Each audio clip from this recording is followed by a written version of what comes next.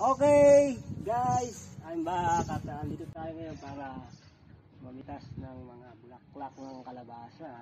Samahan niyo ako. Ating pagtitas ng mga fresh na bulaklak ng kalabasa. Sino mga nakain ito? Masustansya to. Napakasarap. At bihira ang mga bata na kumakain ito.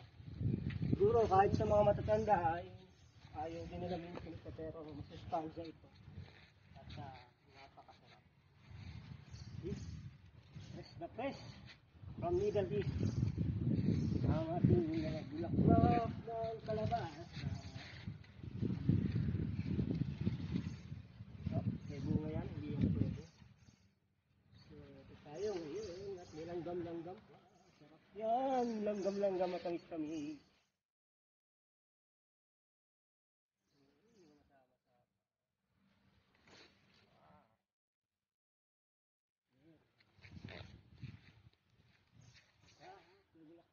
Malaki na yung ating mga ano.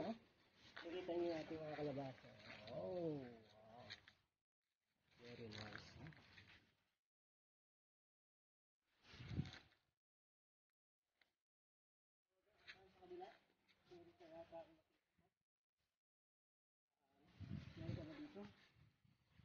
Yun, no?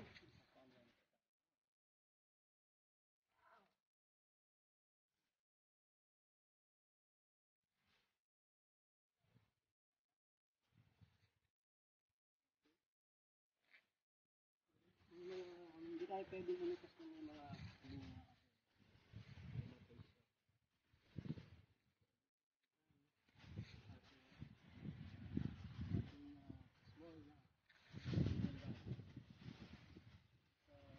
Susunod ulit, samahan niyo ako para sa